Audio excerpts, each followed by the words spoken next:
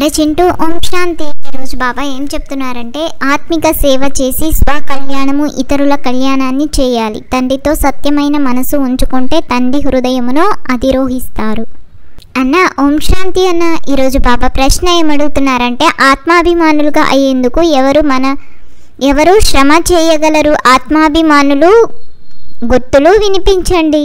ఎవరికైతే చదువుపై తండ్రిపై అఖండమైన ప్రీతి ఉందో వారు ఆత్మాభిమానులుగా అయ్యే శ్రమ చేయగలరు. వారు శీతలంగా ఉంటారు, ఎవరితోనూ ఎక్కువగా మాట్లాడరు. వారికి తండ్రిపై ప్రేమ ఉంటుంది. నడవడికలు చాలా రాయల్గా ఉంటాయి. మమ్ములను భగవంతుడు చదివిస్తున్నారు, మేము వారి పిల్లలము అనే నశ ఉంటుంది. వారు సుఖదాయకులుగా ఉంటారు. ప్రతి అడుగు శ్రీమతానుసారమే వేస్తారు. అరే చింటూ, బాబా అర్థం చేయిస్తున్నారు, ఆత్మాభిమానులుగా అవ్వడం చాలా కష్టం. భలే కొందరు చార్ట్ కూడా పంపుతారు, కానీ పూర్తిగా పంపరు. అయినా వారికి కొద్దిగా గమనం ఉంటుంది. ఆత్మాభిమానులుగా అయ్యే గమనము చాలా మందిలో తక్కువగా ఉంటుంది. ఆత్మాభిమానులు చాలా శీతలంగా ఉంటారు. వారు ఎక్కువగా మాట్లాడరు. వారికి తండ్రిపై ఎంత ప్రేమ ఉంటుందంటే చెప్పలేము. ఎప్పుడు ఏ మానవునికి లేనంతగా ఆత్మకు ఖుషి ఉండాలి. ఈ లక్ష్మీనారాయణులకు జ్ఞానము లేదు. భగవంతుడు చదివించే పిల్లలైన మీకు మాత్రమే ఈ జ్ఞానము ఉంది. భగవంతుడే మనల్ని చదివిస్తున్నారు అనే నశ కూడా మనలో ఒకరిద్దరికి మాత్రమే ఉంటుంది. ఆ నశ ఉంటే తండ్రి స్మృతిలో ఉంటారు.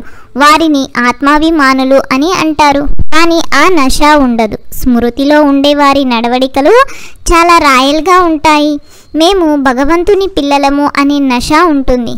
కనుకనే ఎవరు ఆత్మాభిమానులై తండ్రిని స్మృతి చేస్తారో వారికే అతీంద్రియ సుఖము ఉంటుంది. అందుకే అతీంద్రియ సుఖము గురించి ఆ గోపికలను అడగండి అన్న గాయనం కూడా ఉంది. స్మృతి చేయకుంటే శివబాబా హృదయాన్ని అధిరోహించలేము. ప్రయత్నం నీ ధర్మం, ఫలితం దైవ నిర్ణయం, పరిస్థితులు కాల నిర్ణయం, ఎదుర్కోవడం నీ మనోధైర్యం అన్న.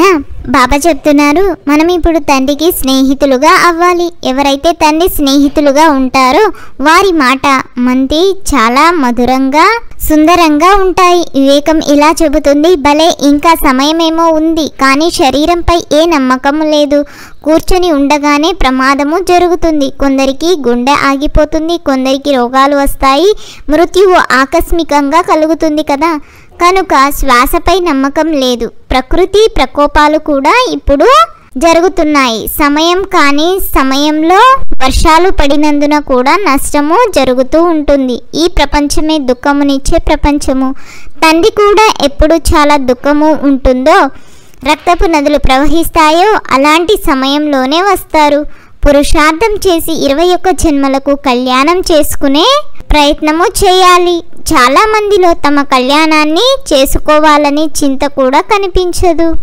బాబా ఇక్కడ కూర్చుని మురళి వినిపించినప్పటికీ వారి బుద్ధి సేవాదారి పిల్లల వైపే ఉంటుంది.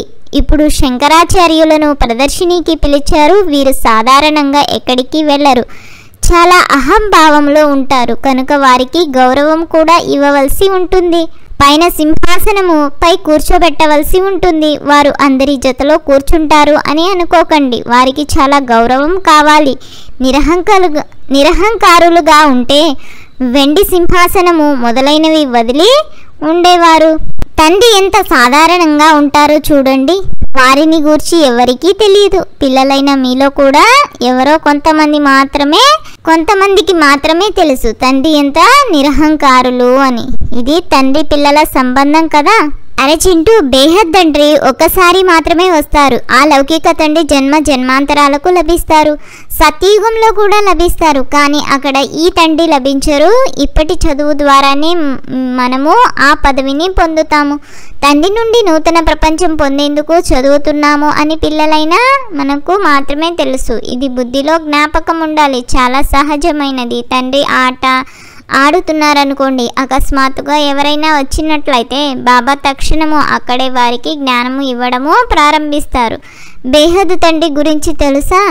తండ్రి పాత ప్రపంచాన్ని కొత్తదిగా చేసేందుకు వచ్చారు. రాజయోగాన్ని నేర్పిస్తారు. భారతవాసులకే నేర్పించాలి. భారతదేశము స్వర్గంగా ఉండేది. అక్కడ ఈ దేవీ దేవతల రాజ్యము ఉండేది. ఇప్పుడు ఇది నరకంగా ఉంది. నరకము నుండి మళ్ళీ స్వర్గంగా తండ్రి ఒకరు మాత్రమే చేస్తారు. ఇలాంటి ముఖ్యమైన విషయాలు గుర్తించుకొని ఎవరైనా వచ్చినప్పుడు వారికి అర్థం చేయిస్తే చాలా సంతోషిస్తారు. కేవలం తండ్రి వచ్చి ఉన్నారు అని చెప్పండి. గీతలో గాయనం చేయబడిన మహాభారత యుద్ధమే ఇది. గీతా భగవానుడు వచ్చారు, గీతను వినిపించారు. ఎందుకు? మనుషులను దేవతలుగా ఇంత మాత్రం స్మృతి ఉన్న సంతోషంగా ఉంటారు. పరిస్థితులు చూసేవారికి ఒకలా, అనుభవించే వారికి ఒకలా కనిపిస్తాయి. అనుభవించే వారికి ఉన్నంత బాధ చూసేవారికి ఉండదు. అన్న బాబా ఈరోజు హోంవర్క్ ఏమి ఇస్తున్నారంటే, పితా స్నేహిలుగా అయ్యేందుకు చాలా చాలా సుఖదాయులుగా అవ్వాలి. మన మాట మంతి చాలా మధురంగా రాయల్గా ఉండాలి. సేవాదారులుగా అవ్వాలి. నిరహంకారులుగా అయ్యి సేవ చేయాలి. చదువును తండ్రిని వదిలి ఎప్పుడూ జీవహత్య చేసుకొని మహా పాపులుగా అవ్వరాదు. ముఖ్యమైనది ఆత్మిక సేవ. ఈ సర్వీస్లో ఎప్పుడూ అలసిపోరాదు. జ్ఞానరత్నాలను దానం చేయాలి. దురదృష్టవంతులుగా అవ్వరాదు. అరే చింటూ, బాబా ఈరోజు వరదానం ఏమిస్తున్నారంటే, సదా నిజ ధామము మరియు నిజ స్వరూపం యొక్క స్మృతి ద్వారా ఉపరామ్ న్యారే ప్యారే భవ. నిరాకారి ప్రపంచము మరియు నిరాకారి రూపము యొక్క స్మృతియే సదా న్యారా ప్యారగా చేసేస్తుంది. మన నివాసమే నిరాకారి ప్రపంచము. ఇక్కడ సేవ చేసేందుకు అవతరించాము. మనము ఈ మృత్యులోకానికి చెందిన వారము కాదు, కానీ అవతరించిన అవతారాలము.